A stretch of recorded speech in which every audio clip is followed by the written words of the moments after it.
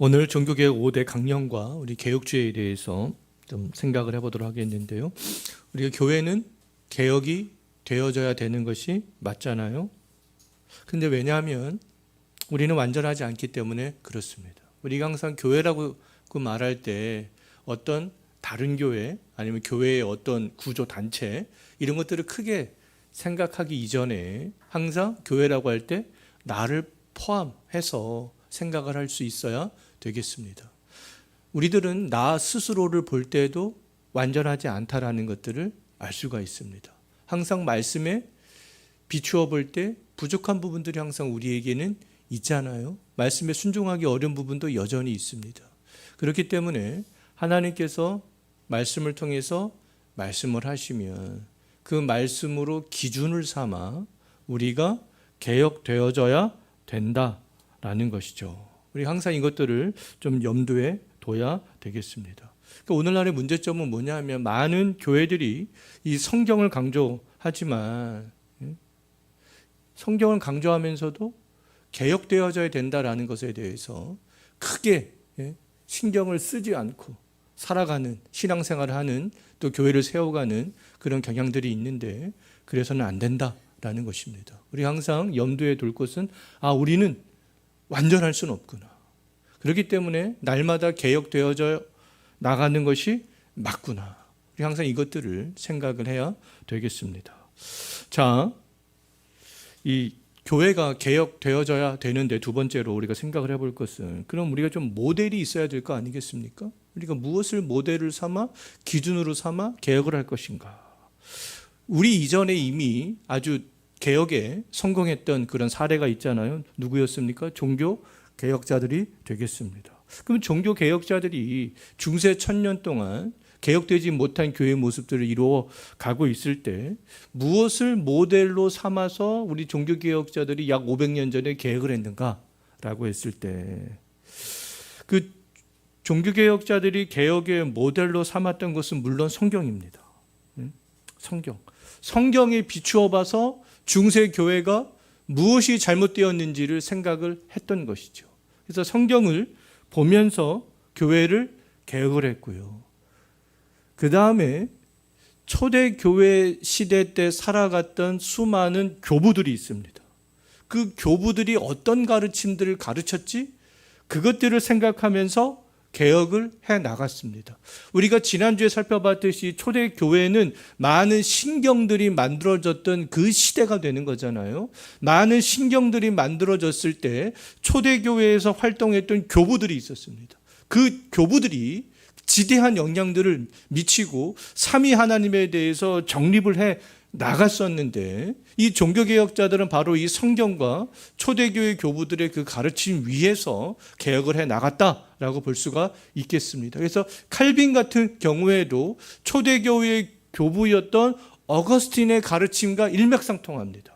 그 어거스틴의 가르침들을 이 칼빈이 많이 연구하고 또 수용을 했던 것이죠. 그래서 종교개혁자들은 이 성경과 초대교부들의 가르침 토대 위에서 개혁을 했다라는 것입니다. 우리가 교부라고 했을 때는 제가 기회가 있을 때마다 몇 번 말씀을 드렸던 것 같은데요. 예수님께 직접 가르침을 받았던 사람들을 우리가 사도라고 부르잖아요. 사도. 그 다음에 사도에게서 가르침을 직접 받았던 제자들이 있을 거 아니겠습니까? 또 그 사람들을 우리가 속사도라는 말을 쓰기도 합니다. 또 우리가 속사도들에게 또 직접 가르침을 받았던 사람들을 우리가 교부들 이렇게 또 부르기도 합니다. 자, 그래서 이 종교개혁자들은 그래서 이 성경과 초대교회의 교부들의 가르침의 토대 위에 이 교회를 개혁해 나갔다라는 것이죠. 자, 그렇다면 이제 문제는 우리들 아니겠습니까? 우리들.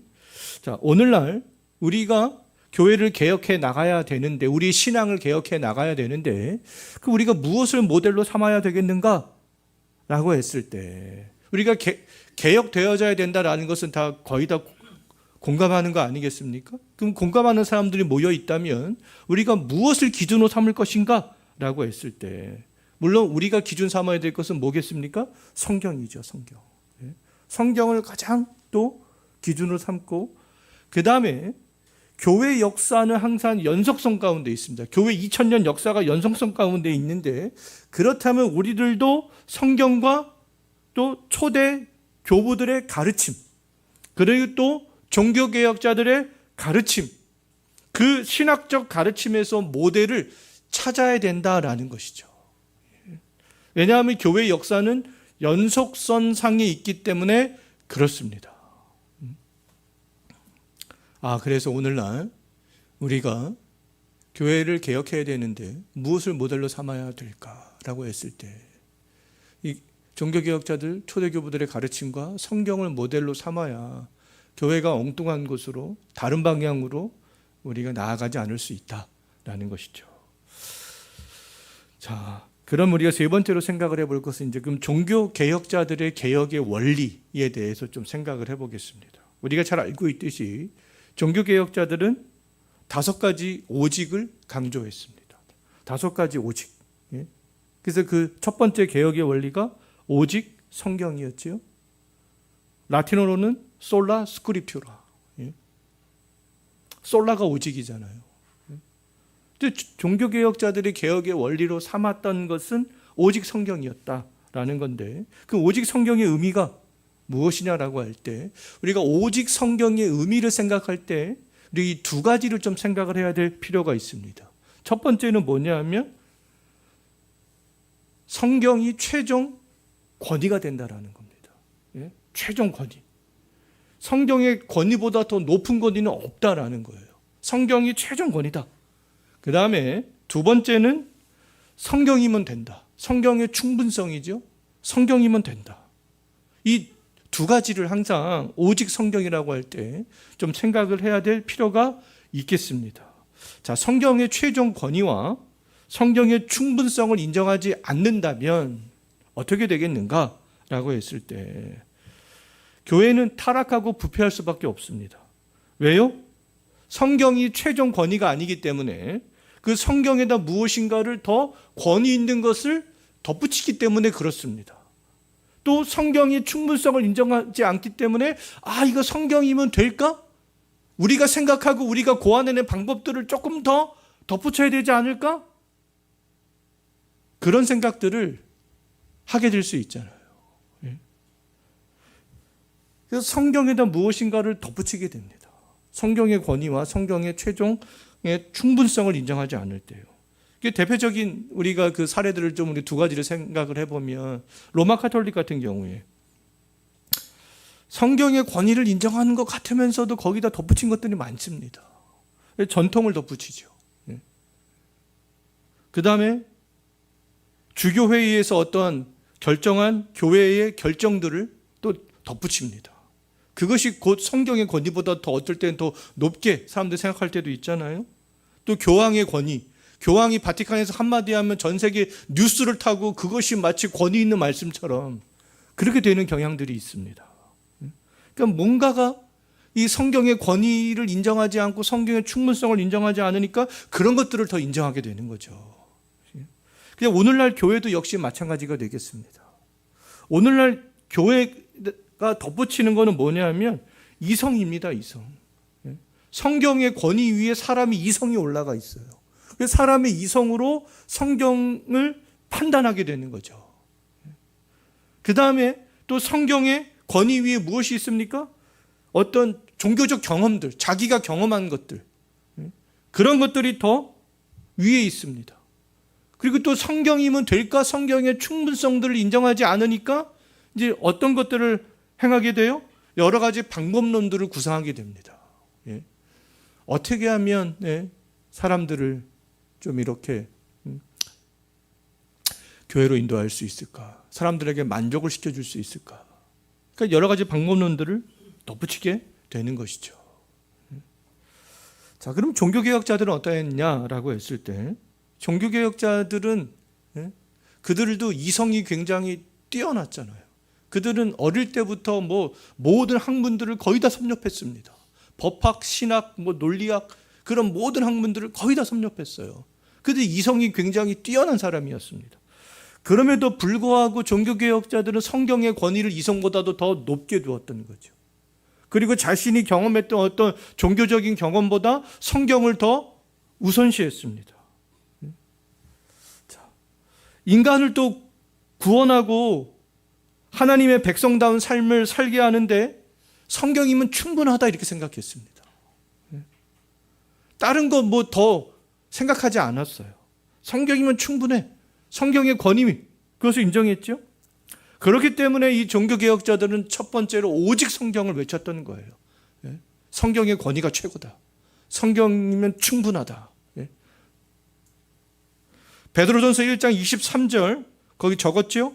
한번 다 같이 한번 읽어볼까요? 너희가 거듭난 것은 썩어질 씨로 된 것이 아니요 썩지 아니할 씨로 된 것이니 살아있고 항상 있는 하나님의 말씀으로 되었느니라. 우리가 거듭난 거.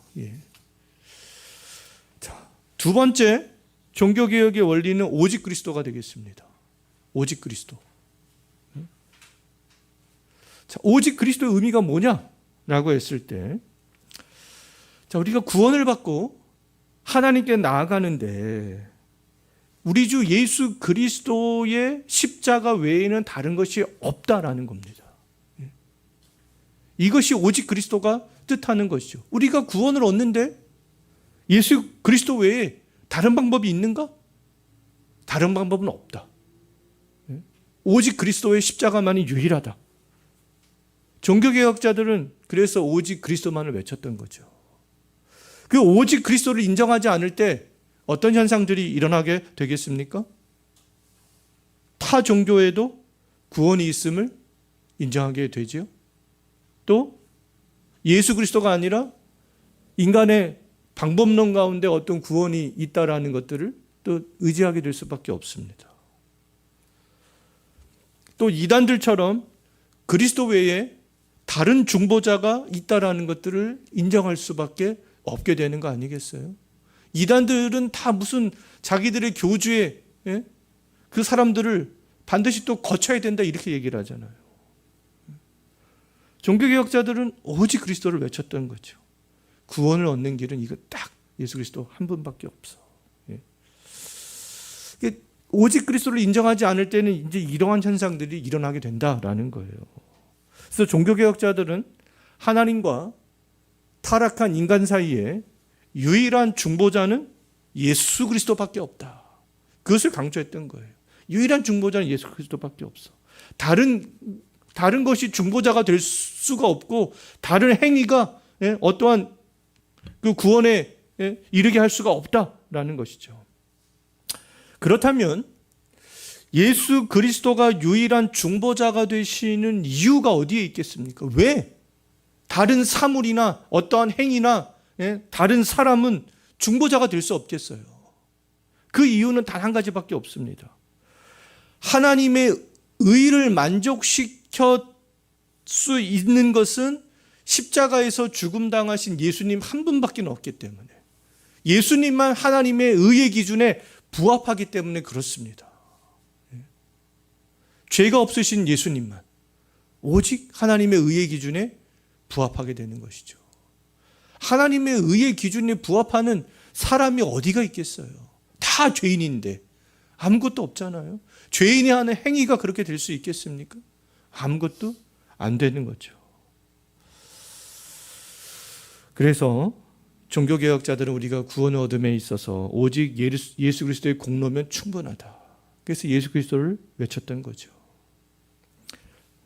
아마 이 종교개혁자들이 이런 외침을 외쳤을 때 그 당시에 살던 사람들의 세계관으로서는 아마 이게 굉장히 큰 충격적인 그런 구호들이었을 거예요. 오직 성경이면 된다고? 오직 그리스도면 된다고? 야, 지금까지 우리가 그러면은 했던 것들은 뭐야? 지금 우리가 이렇게 하고 있는 건 뭐야? 우리가 하고 있는 행위는 또 뭐야? 제가 봤을 때는 굉장히 큰 충격으로 왔을 것 같아요. 그러니까 이제 이런 사상들이 책으로 엮어져가지고 인쇄기가 발명이 돼가지고 이런 사상들이 쫙 보급되기 시작한 거죠. 야, 성경에서 말하는 게 이런 거였어? 야, 우리가 그동안 이런 걸 몰랐구나. 얼마나 큰 진리로 이런 말씀들이 그 당시의 사람들에게 다가왔겠습니까? 요한복음 14장 6절 말씀 한번 읽어볼까요? 예수께서 이르시되 내가 곧 길이요 진리요 생명이니 나로 말미암지 않고는 아버지께로 올 자가 없느니라. 유일한 길. 그 다음에 종교개혁자들이 또 강조했던 것은 오직 은혜죠. 솔라크라티아. 오직 은혜.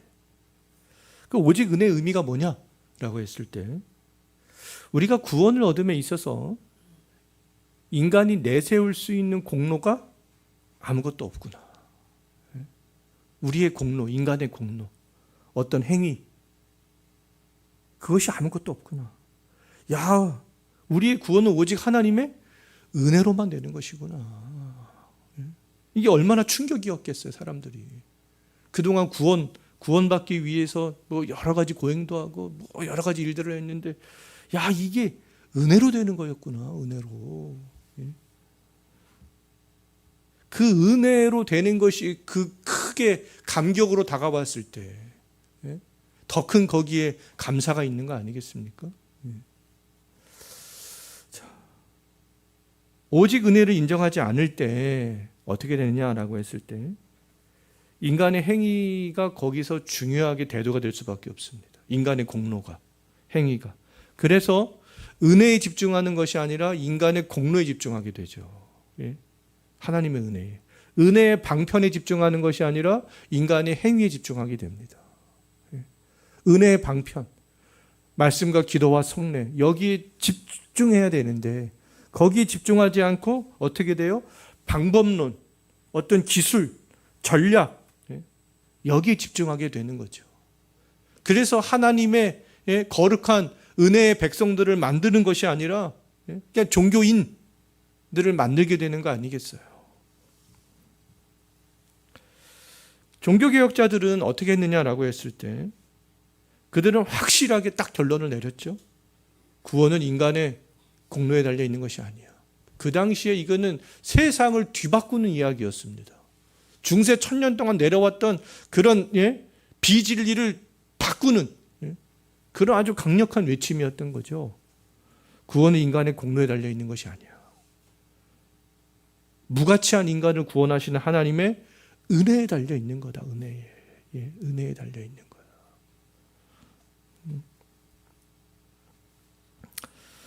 자, 이것을 강조했습니다. 그래서 구원을 위한 이제 선행이나 방법에 집중하지 않습니다. 십자가에 나타나 이제 은혜에 종교개혁자들이 집중하고 하나님의 은혜가 나타나는 그 말씀에 집중하게 되는 거예요. 그래서 그때서부터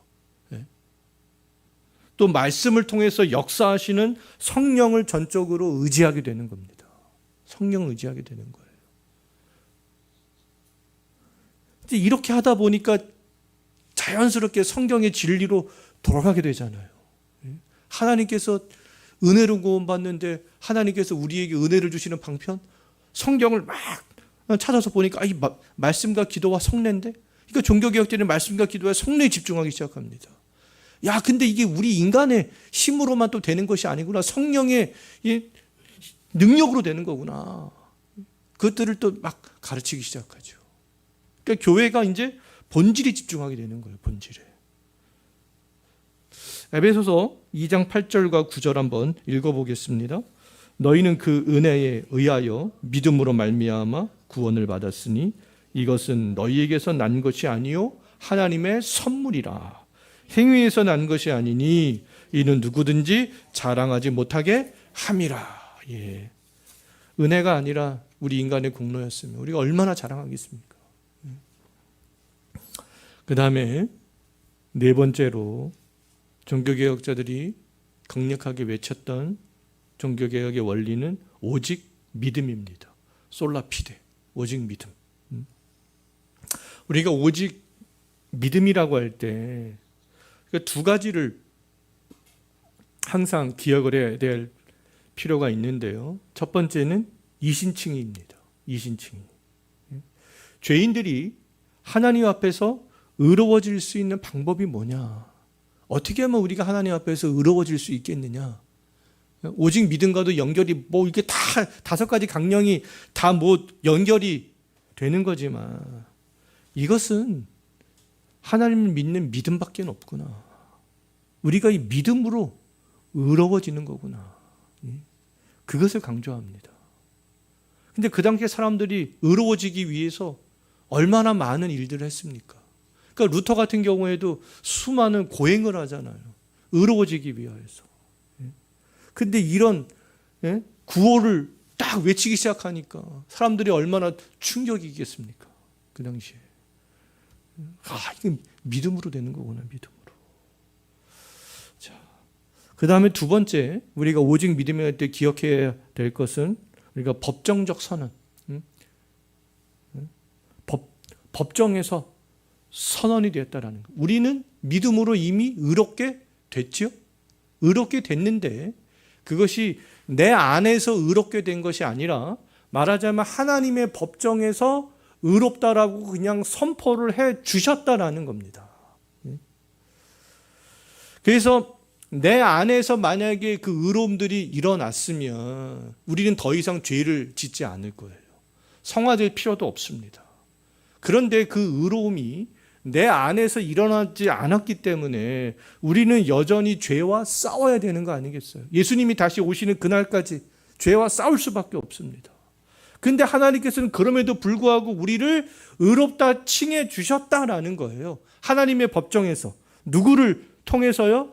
예수님을 통해서. 하나님의 의의 기준을 만족시켜 주신 그 예수님 때문에 우리를 의롭다 칭해 주시는 거죠.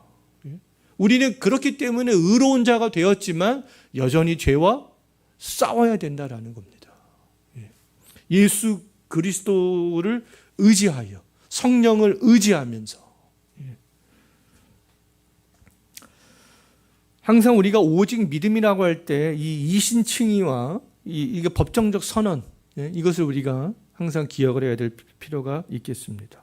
자, 오직 믿음을 인정하지 않을 때 그러면 이제 어떤 현상들이 일어나게 되느냐? 제가 뭐 좀 전에도 다 말씀을 드렸지만 의로워지기 위해서 우리는 온갖 노력을 하게 됩니다. 노력하게 돼요. 의로워지기 위해서. 고행을 하고 금식을 하고 심지어 막 자기를 학대하기도 하고 이렇게. 그리고 또 로마 카톨릭 같은 경우에는 어떤 사제가 집례하는 그냥 성례에 참여만 해도 의로워진다. 또 이렇게 가르치기도 하는데 그것이 절대로 아니다라는 거죠.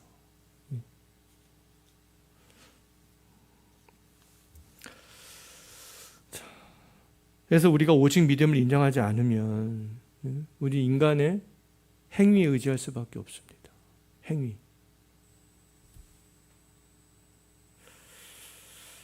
그 다음에 세 번째 생각해 볼 것은 종교개혁자들은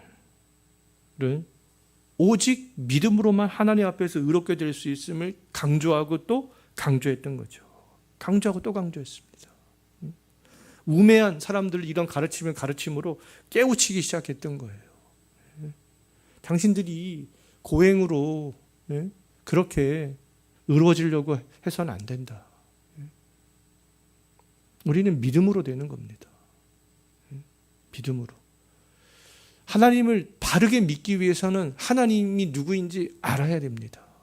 그래서 그 하나님을 믿을 수 있도록 가르치는 거 아니겠습니까?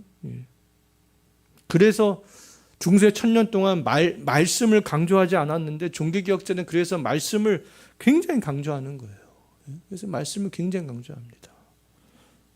그래서 말씀의 권위를 굉장히 높이 두는 거죠. 그래서 말씀의 권위를 너무나 높이 두었기 때문에 설교하는 설교단도 막 높은 곳에 설치했잖아요. 그래서 옛날 영화 같은 데서 보면 목사님들이 아주 높은 설교단에 있는 경우들을 보게 되는 그런 영화들이 있습니다. 말씀의 권위를 높게 뒀기 때문에. 그래서 루터 같은 경우에는 어떻게 얘기했냐면 믿음으로 의롭게 되는 교리가 넘어지게 되면 교회는 무너진다. 이렇게 얘기했습니다. 그래서 우리가 이게 믿음으로 의롭게 되는 교리 이걸 중요하게 잘 잡고 가야 된다라는 거죠. 근데 오늘날에는 또 많은 교회가 자꾸만 행위 쪽으로 굉장히 강조하고 있습니다. 행위. 행위. 이따가 살펴보겠지만 지금이네요. 지금 살펴보겠지만 우리가 이 바른 믿음을 가지고 있으면 항상 이 세 가지가 동반이 되어진다라는 겁니다. 바른 믿음을, 구원 얻는 바른 믿음을 갖고 있으면. 첫 번째는 하나님에 대한 지식이에요. 하나님에 대한 지식. 구원 얻는 믿음을 갖기 위해서는 하나님에 대한 지식을 반드시 알아야 되는 거죠. 들어야 됩니다. 하나님을 아는 지식을. 두 번째는 하나님을 아는 지식을 들었다면 그 지식에 대한 동의가 있어야 돼요. 내 마음에서부터 동의. 하나님에 대해서 내가 알고 그 마음으로 동의한다면 어떻게 되겠습니까? 내 마음이 이제 그때야 비로소 움직이기 시작하는 거죠. 어떻게 움직입니까? 죄로 인하여서 애통하는 마음을 갖기도 하고, 하나님 때문에 감사하는 마음도 들기도 하고, 하나님 때문에 막 기뻐하는 마음도 들기도 하고, 마음이 움직이기 시작하는 거예요. 하나님에 대한 지식을 알았기 때문에 그 지식에 대한 동의가 내 마음속에서 일어나게 되는 거잖아요.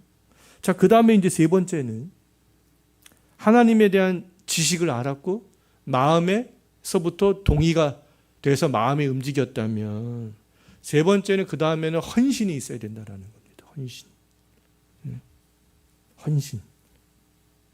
이 세 가지 중에 하나라도 없으면 바른 구원 얻는 믿음을 가졌다라고 보기가 어렵습니다. 하나님에 대한 지식이 없어도 마음은 변화될 수 있잖아요. 마음의 어떤 뜨거움들을 가질 수는 있습니다. 교회 안에서. 또 헌신도 할 수 있어요. 또 하나님에 대한 지식은 배워서 알고 또 헌신도 하지만 자기가 죄에 대한 애통함을 한 번도 느껴보지 못할 수도 있습니다. 또 하나님에 대한 지식을 안다라고 하고 또 어떠한 마음의 기쁨과 애통과 그런 것도 느껴봤지만 또 전혀 헌신하지 않는 사람들도 있습니다. 이게 세 가지 중에 한 가지만 빠져도 구원 얻는 믿음이라고 보기는 굉장히 어렵습니다. 그래서 예전에 종교개혁자들, 청교도들 같은 경우에는 구원에 이르는 바른 믿음이 무엇인지에 대해서 설교를 막 되게 강조하기도 하고 이런 글을 막 책 한 권으로 쓰기도 하고 그랬던 것들을 볼 수가 있어요. 구원 얻는 바른 믿음이 무엇인가? 이거를 가르쳐야 되는 거 아니겠어요? 예전에는 그냥 예전에만 참여하고 자기의 어떤 행위만 있었으면 됩니다. 근데 이제 믿음에 대해서 막 가르치다 보니까 사람들이 잘못된 믿음을 또 갖고 있는 경우들도 있거든요. 그러니까 이제 구원 얻는 믿음이 무엇인지를 또 가르치기 시작하는 거예요. 당신들이 구원 얻는 믿음을 가졌다면 이 세 가지가 동반이 되어져야 됩니다. 이것들을 가르치기 시작하는 거죠. 자, 우리 로마서 3장 24절 한번 읽어볼까요? 그리스도 예수 안에 있는 속량으로 말미암아 하나님의 은혜로 값없이 의롭다 하심을 얻은 자 되었느니라. 그 다음도요. 그러므로 사람이 의롭다 하심을 얻는 것은 율법의 행위에 있지 않고 믿음으로 되는 줄 우리가 인정하노라. 그 다음도 읽어보겠습니다. 복음에는 하나님의 의가 나타나서 믿음으로 믿음에 이르게 하나니 기록된 바 오직 의인은 믿음으로 말미암아 살리라 함과 같으니라. 믿음으로 산다. 이 세 가지가 항상 동반이 되어지는 거 아니겠어요? 자, 오늘 이제 마지막으로 우리가 살펴볼 것은 오직 하나님께 영광입니다. 솔리데오 그로리아. 오직 하나님께 영광. 그 오직 하나님께 영광의 의미를 좀 우리가 먼저 생각을 해보면, 그러니까 무엇을 하든지 나의 영광, 어떤 나의 이득을 위해서 하는 것이 아니라 하나님의 영광을 먼저 생각할 수 있어야 된다라는 겁니다. 하나님의 영광. 하나님의 영광을 위해서 행해야 된다라는 것은 어떠한 일을 할 때 동기 있잖아요. 동기. 그 동기에서부터 그 일들을 하는 과정, 그 다음에 결과에 이르기까지 하나님의 영광을 생각을 해야 된다라는 거예요. 어떤 사람들은 동기와 과정을 생각하지 않고 결과만 생각합니다. 결과만 좋으면 그게 하나님께 영광이 되겠지. 우리 자녀들이 예를 들어서 예전에 제가 그 아는 집사님 중에 그렇게 얘기하시는 분들을 봤어요. 주일에 우리 자녀들이 교회 가는 것보다 한 고등학교 과정 기간 동안에는 교회를 가는 것보다 학원에 가서 열심히 공부해서 소위 말하는 인류대를 가야 그것이 하나님께 더 영광이 되는 거 아니겠습니까? 그냥 교회 생활을 열심히 하는데 공부도 안 하고 그러면 그게 하나님께 영광이 되겠습니까? 그렇게 말씀하는 분은 지금 뭐만 보고 말씀하는 거예요? 결과만 보고 얘기하는 거죠. 결과만. 그 동기와 과정은 전혀 하나님께 영광이 되지 않습니다. 근데 우리가 하나님께 영광이라는 것은 동기, 과정, 결과 이 모든 것들이 다 하나님의 영광에 부합해야 된다는 겁니다. 오직 하나님의 영광을 생각하지 않을 때 어떤 현상들이 벌어지게 됐냐라고 했을 때 이제 매사 인간이 중심이 되는 거죠. 인간이 중심이 되어서 자꾸만 포장합니다. 좀 전에도 말씀을 드렸듯이 이게 하나님께 영광이 아닌데 하나님께 영광인 것처럼 자꾸만 포장하려고 해요. 인간이 중심이 되는 거죠. 그러니까 결국에는 모든 것이 하나님의 영광이 아니라 자기의 영광이 됩니다. 사람의 영광이 되는 거잖아요. 그 하나님의 영광을 자기가 가로채 가는 거죠.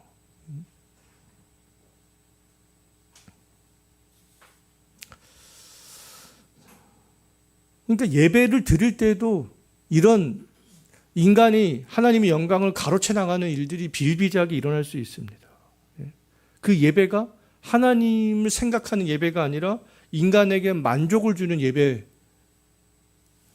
드리려고 할 때, 인간에게 자꾸만 집중할 때, 그것이 하나님의 영광을 인간이 가로채 가버리는 거 아니겠어요?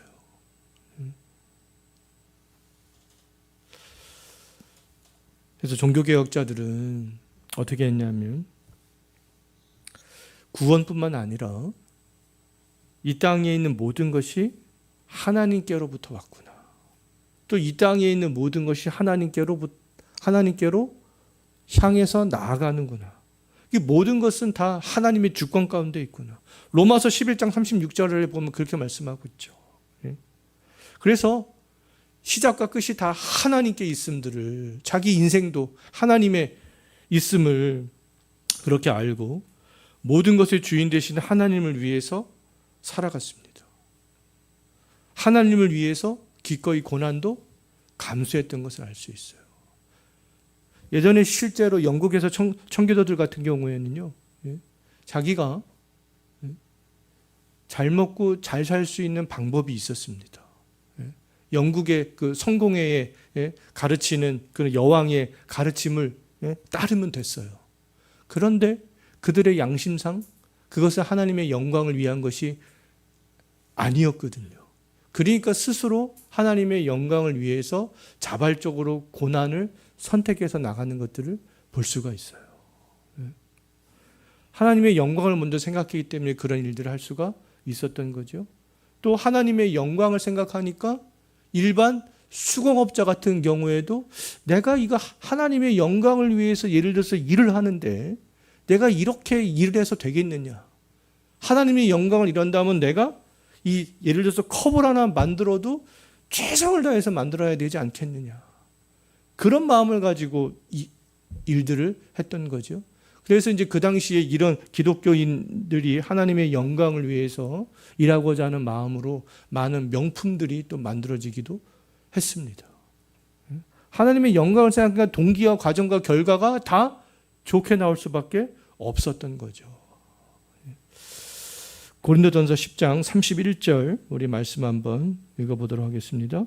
그런즉 너희가 먹든지 마시든지 무엇을 하든지 다 하나님의 영광을 위하여 하라. 먹든지 마시든지 무엇을 하든지 먹는 것을 만들 때에도 마실 때에도 마시고 난 다음에도 하나님의 영광을 생각을 할 수가 있어야 된다라는 겁니다. 종교개혁자는 실제로 또 그러한 삶들을 살았고요. 정말 오늘 우리가 한 내용들은 말하기는 쉽습니다. 저도 막 말하기는 쉬워요. 근데 이것을 정말 우리가 강령으로 삼아서 우리가 지키고 할 때 나도 개혁이 되고 이 교회도 개혁될 수 있다라는 겁니다. 예. 자, 오늘 여기까지 하도록 하겠습니다.